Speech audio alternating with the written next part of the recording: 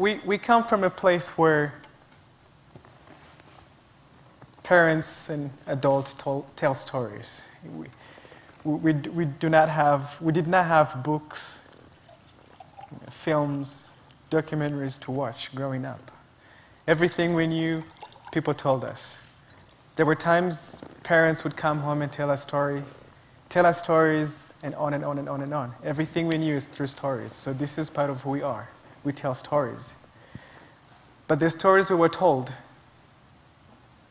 we heard, but we never told a story to somebody telling him his story like we just did.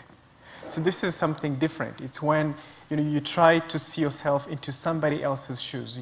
You sit into, I'm wearing your shoes right now. I try to be Ishmael. I go through all this drama, all this trauma that I have to sort of experience is I embody you. I am Ishmael. It's kind of different reality where you have to really see the fear. You feel the fear. You feel the sweat coming off your forehead, and then it's you. It's as if it's you. And so it takes storytelling to a next level where it's not you hearing or taking in what you hear, but also try to be the guy, the person, the character of the story. So it makes story real.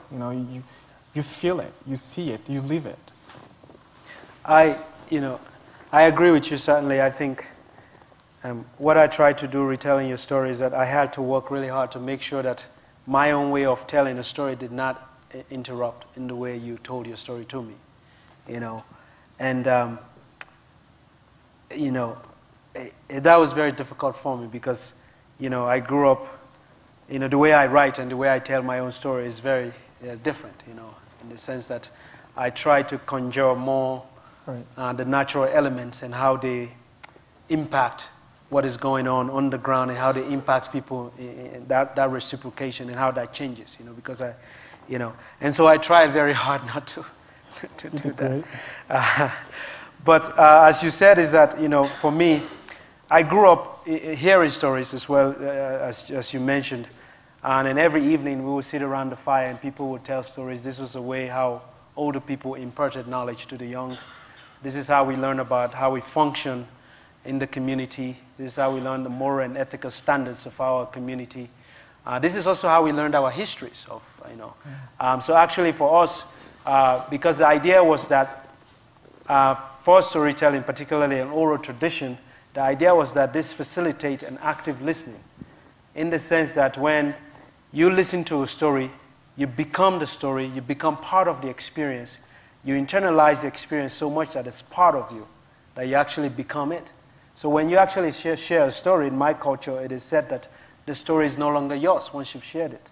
It becomes everyone who listens to it and who connects to it and the way they interpret it. So you only become sort of the shepherd of the story, if you will. It's no longer yours and you have no control whatsoever. So you give it away. So story is meant to be given out, but it's also meant to be given out in a way that people can understand our common humanity, our common desires. No matter where we live, and what tribe we are, or what part of the world we come from, we all have the same desires, needs. Now, the way we communicate those things may be different, but they're all the same. So, in a way, living your story and retelling it, I came to understand you a little bit more. Your voice is in my head, and I'm trying to picture the landscape that you're in and all of these things, and that, become me, So your story has become me. I've put a face to your story. I can no longer let go of that particular impact that it has had upon me. But later on, of course, in our experiences and in our lives, this oral tradition has changed to one of writing, where,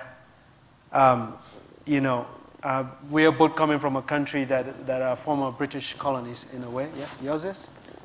To some extent, yeah? Maybe in the future. I mean, French, yes, yeah. French, yes, French.